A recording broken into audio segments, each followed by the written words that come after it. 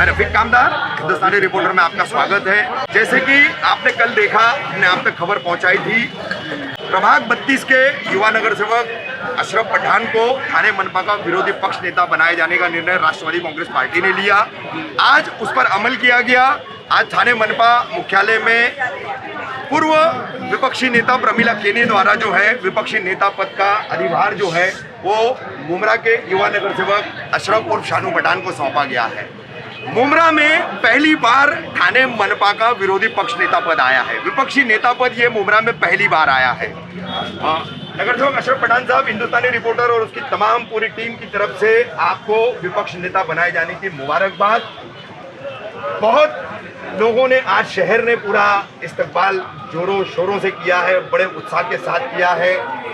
लोगों की इस जोश खरोश को देखते हुए, इस उत्साह को देखते हुए उनकी उम्मीदें समझ में आ रही है कि पहली बार एक युवा नगर सेवक विरोधी पक्ष नेता बनाया गया है, खास करके मुमरा से। तो इन उम्मीदों को लेकर के और जिस तरीके का आज लोगों ने इस्तकबाल किया है, सबसे पहले उस पर क्या कहेंगे?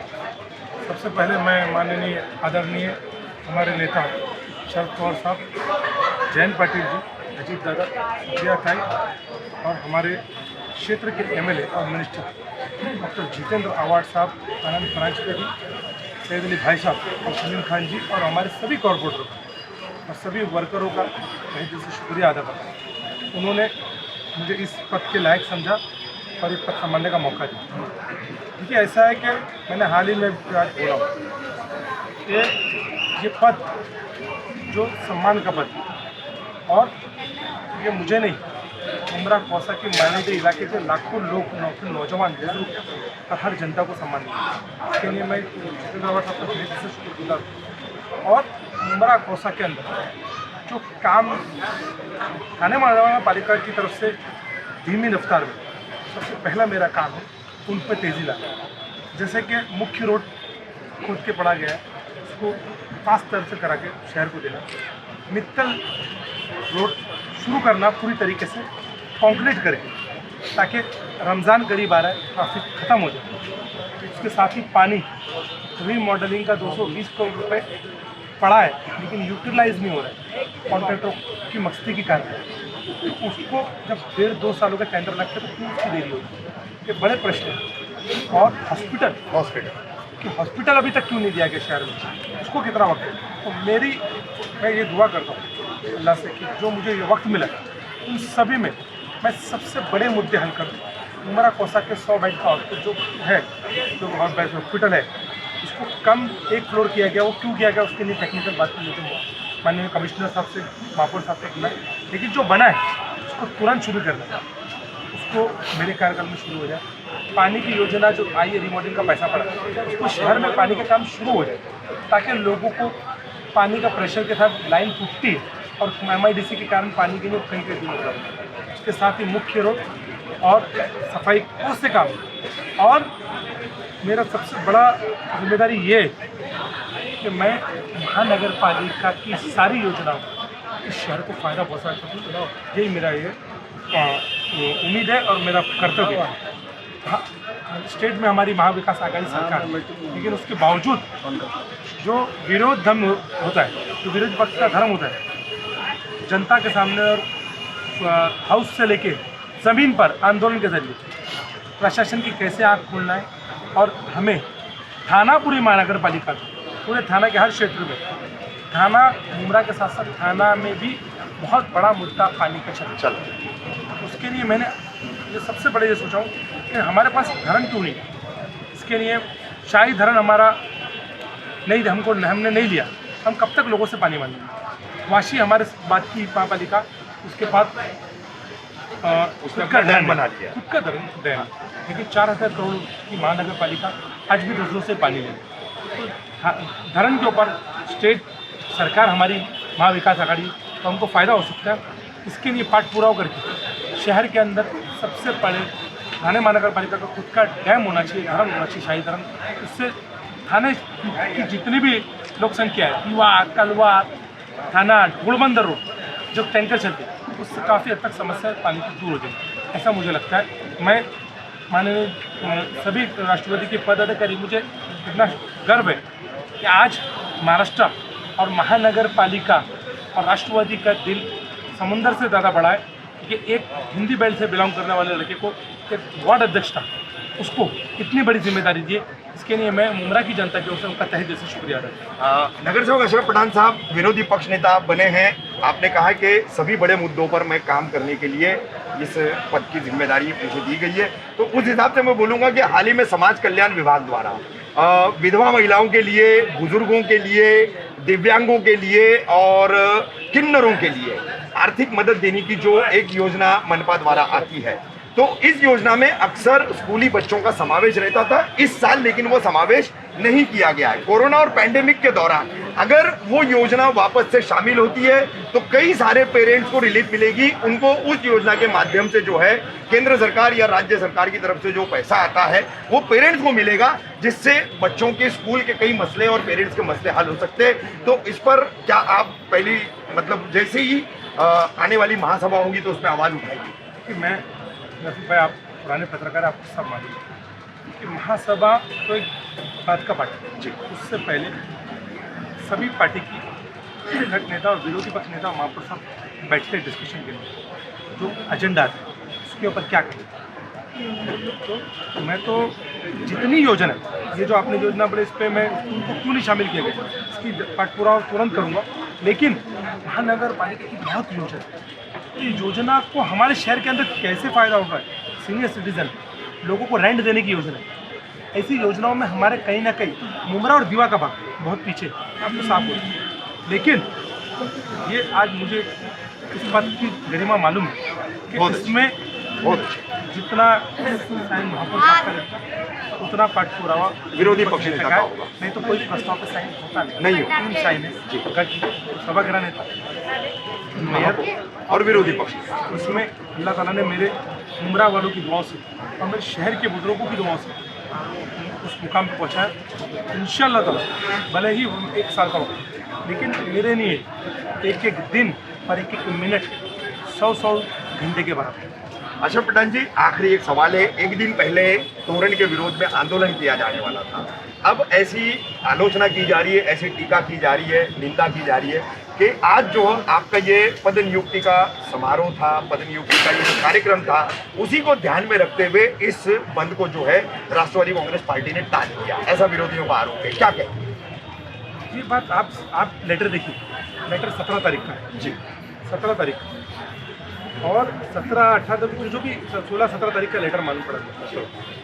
उस लेटर के अंदर निर्णय हुआ था और ज़्यादा नहीं कर सकते थे क्योंकि 31 दिसंबर को उनका कार्यक्रम समाप्त और आने वाले मामले के अंदर एजेंडा बनाना पड़ता है। तो नए नेता को कारोबार मतलब उनका जो जिम्मेदारी है वो संभालना है, ये दूर तक नहीं हो।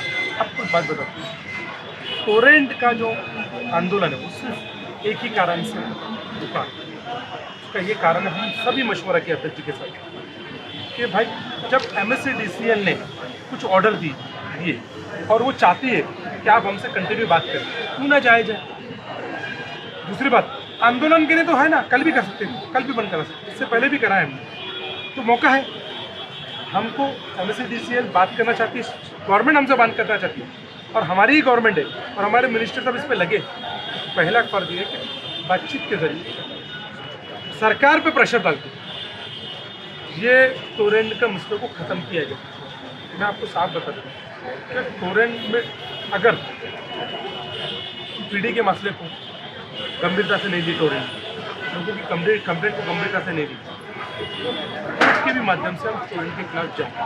फरवरी में हम इंशाल्लाह ताला हमारी पहली पिटीशन की हेयरिंग लग जाएगी। लेकिन हमारा फ़र्ज ये है कि हम सरकार पे, हमारे मिनिस्टर लोकल दबाव डाल के कैसे भी करके हम टोरेंट के मामले को ख़त्म करें।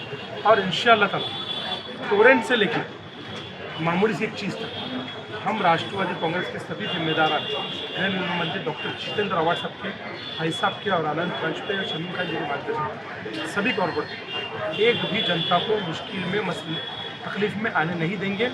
अगर हमने ये साफ कहा है कि ये आंदोलन कैंसिल नहीं हुआ, पोस्टपोन्ड हुआ है। अगर आप लोगों ने इस पोस्टपोन्ड के बीच में आवाम को परेशान किया, हमको शॉर्ट नोटिस हम दे के तुरंत आंदोलन, उसको आदत है, ये जितने लोग आंदोलन ही करते और आंदोलन के माध्यम से यहाँ तक पहुँचे।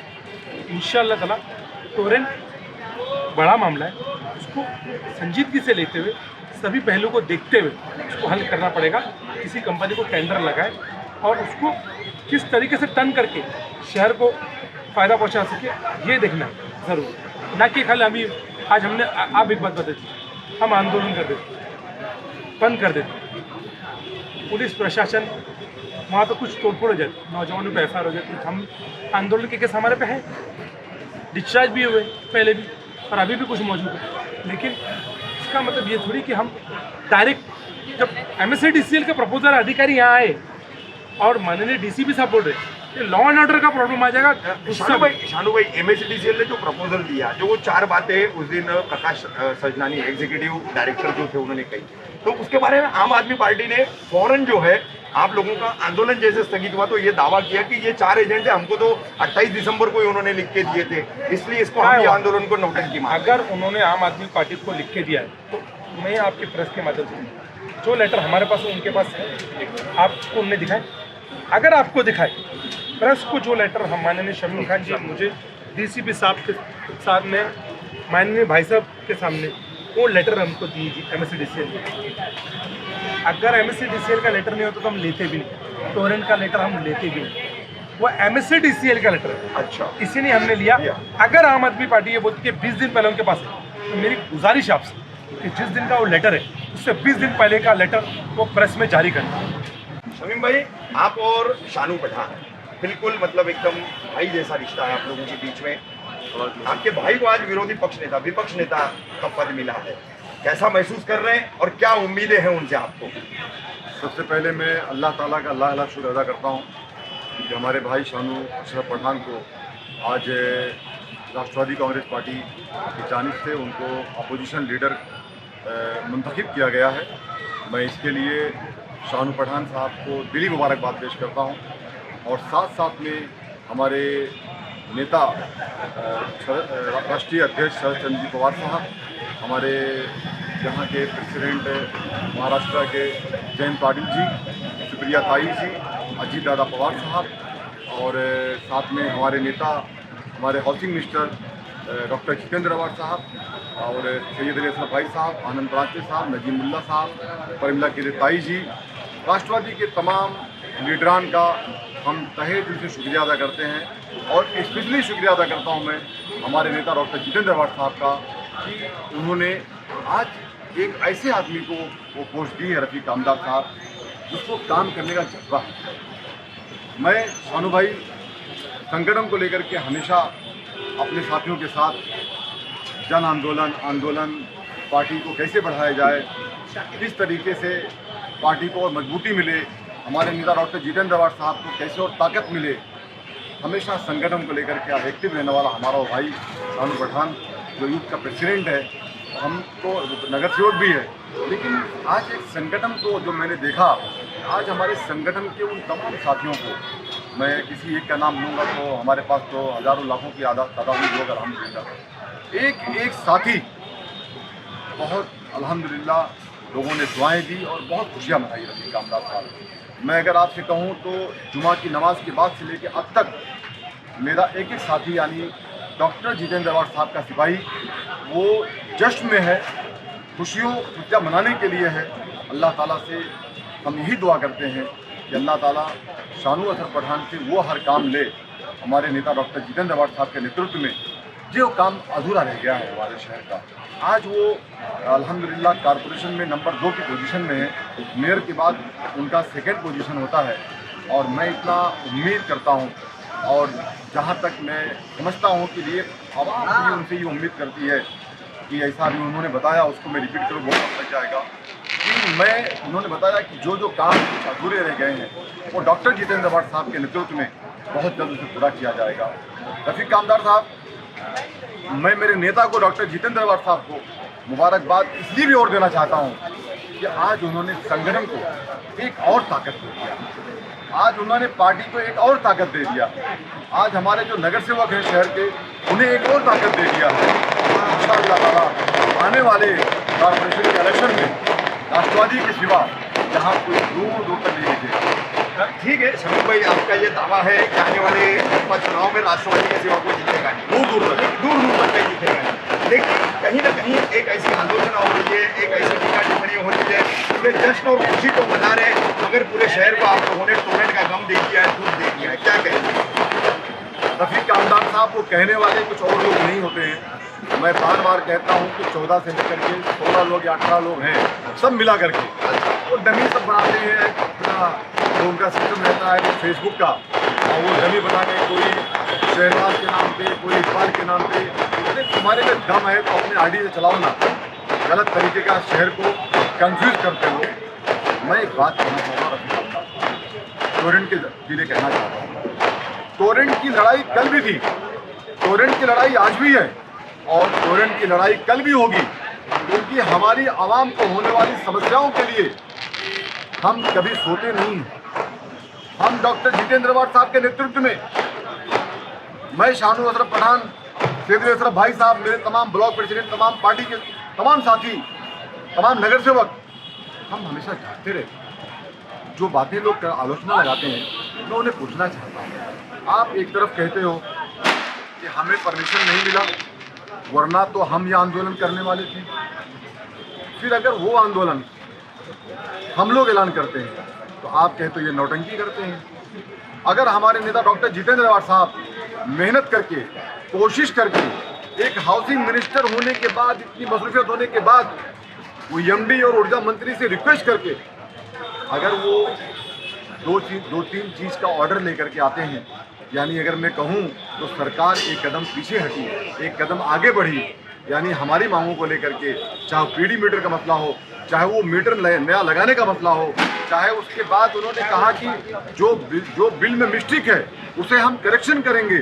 हम शहर में बहुत जगह पे, यानी हम मीन्स यानी टोरेंट, वो वहाँ पे कैंप लगाएगी। रफीक कामदार साहब, हम तोड़ भी जा रहे हैं, हमारा काम एडवोकेट के ज़रिए चालू हो चुका है। हम टोरेंट की लड़ाई में हमारी आवाम के साथ हैं और टोरेंट से भी कहना चाहता हूँ कि अगर आप ये मत समझना हमने पोस्टपोन किया, सर हमने कैंसिल नहीं किया है। अगर हमारी आवाम को ये तकलीफ, जो आपने वादा किया है डीसीपी साहब के सामने, जो आपने वादा किया मंत्री जी से, जो आपने वादा किया हमारी आवाम से, अगर वहाँ पे कहीं पे भी कोई भी अलग रूप दिखाया तो शायद एक दिन के नोटिस दे करके, इतनी ताकत रखते हैं हम लोग डॉक्टर जितेंद्र अवार्ड साहब के सिपाही हैं। कोई एक साहब है, कोई चचा है रफीक कामदार साहब, वो एक दिन कह रहे थे कि शमीम खान कहते हैं कि शेरवानी शेरवानी, तो उन्हें मैं कहना चाहता हूँ, चचा अस्सलाम वालेकुम, मैं आपको कहना चाहता हूँ कि शायद आप गलतफहमी के शिकार हो गए। आप कहते हो आपकी पार्टी, अरे आपकी पार्टी, उन्होंने क्या किया दिल्ली में आप नहीं जानते। अरे हमारे तमाम जमात के लोगों पे आपके सीएम साहब ने केस दर्ज करने के लिए कहा। रफीक कामदार साहब, क्या भूल गए हो? लड़ाई कौन लड़ा? हमारे नेता डॉक्टर जितेंद्र अवार्ड साहब ने लड़ा। बार बार आप एक्टिंग करते हो, आप हमें कहते हो कि हम लोग चमचे हैं जितेंद्र अवार्ड साहब के, ये शोभा देता है क्या? हम चमचे नहीं हैं उनके। आप कहते हो, शमीम खान कहता है कि मैं उनका सिपाही हूँ, मैं छाती ठोक के कहता हूँ मैं डॉक्टर जितेंद्र अवार्ड साहब का सिपाही हूँ, उनके मार्गदर्शन में काम करता हूँ। और अगर आप भी किसी के मार्गदर्शन में काम करते हैं तो आप भी उनके सिपाही हैं। आप अपने आप को लीडर मत मानिए कि आप कोई बड़े लीडर हैं। अरे गलतफहमी के शिकार मत होइए। इंशाअल्लाह ताला इसी शहर ने हमारे नेता को 3 बार चुन करके बहुत अच्छे वोटों से, यानी मैं अगर कहूँ तो महाराष्ट्र का रिकॉर्ड तोड़ दिया इसी शहर ने, विधानसभा ने हमारे नेता को जो इज्जत बख्शी है, मैं उसके लिए अल्लाह ताला का लाख लाख शुक्र अदा करता हूँ। इज्जत और जिल्लत तो अल्लाह ताला के हाथ में होती है। लेकिन एक बात कहना चाहता हूँ कि आप ये गंदी राजनीति बंद कर दो कि किसी पे इल्ज़ाम थोपना, अपनी रोजी रोटी को देखने के लिए ऐसा काम मत करो। इससे अल्लाह ताला भी नाराज़ होंगे, इंसान भी नाराज़ होगा। मुमरा कौसा की आवाम डॉक्टर जितेंद्र अवार्ड साहब को अपने दिल में रखती है, और जिसको दिल में कोई रखता है, ये जनता रखती है, उसे तुम निकाल के बाहर नहीं कर सकते हो। यही मेरा